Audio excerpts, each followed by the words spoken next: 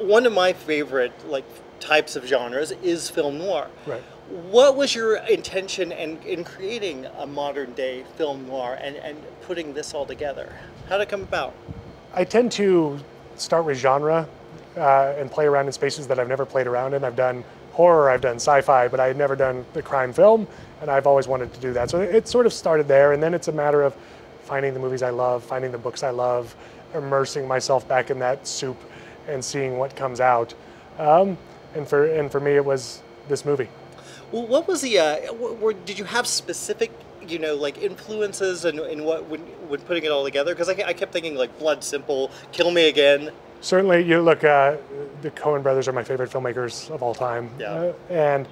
And so very much they loom large over everything I do. But going back to Out of the Past, Blow Up, The Conversation, there was sort of a bouillabaisse of influences, as were the books that I loved, Dashiell Hammett, Flannery O'Connor, James Ellroy. They all sort of gave me inspiration to figure this thing out. One of the things I generally like about your work is that you take actors and you kind of remove them from their comfort zone. This especially.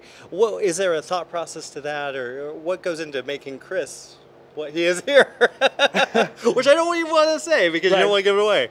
Yeah, look, part of the fun of this job is to take artists into new places, and that's not just true of actors, it's true of my production designer, it's true of my director of photography, it's true of myself. Like, we all sort of start this movie and say we're going on a journey and we're going to find things we've never done before. I think no actor wants to keep playing the same part that he or she has been playing their career. They want to find new places to go, and when you're dealing with someone like Jeff Bridges, he has a lengthy backstory, and it's really hard to find new places for him to go, but to his credit, he dove right in and tried to find things he's never done before, and I'm incredibly blown away by his performance and what he was able to find. The performance that really surprised me was Cynthia. Yeah. Where did you find her, and what made you decide on her for this? Well, look, I knew I needed someone who could sing live because I did not want to lip sync. I knew there's just something that happens when you lip sync. You lose a certain emotion, and in this case, the emotion is so important to the story. So I knew we had to find someone who could really sing and sing repeatedly over and over and over, take after take after take after take.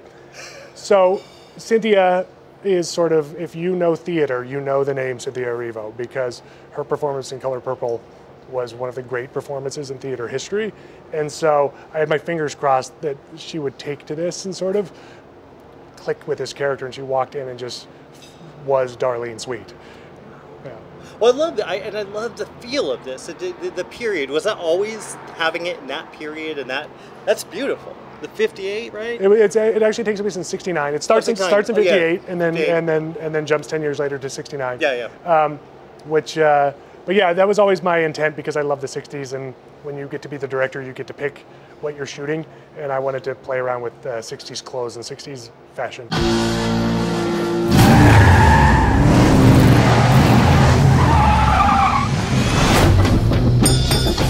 First time at the El Royale?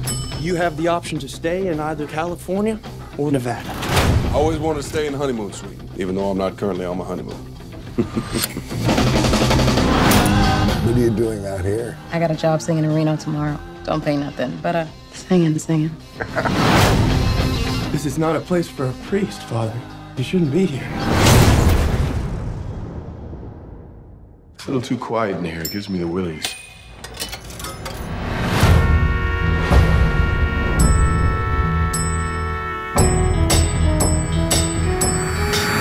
Just too good to be true. Sir? Can't take my eyes off of you. We have a problem. You'd be like heaven to You watching me? I only watch who they tell me to watch. Who's they?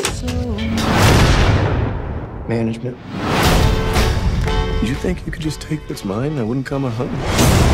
No, I figured you would, and I'd be ready when you did. Are you lost, Father? Can I confess something to you? I'm not really a priest.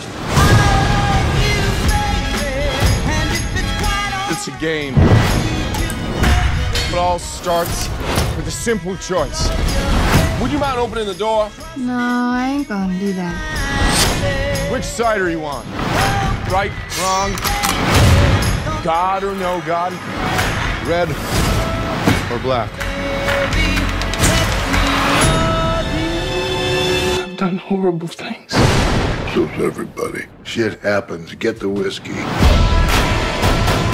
just too good to be true. Can't take my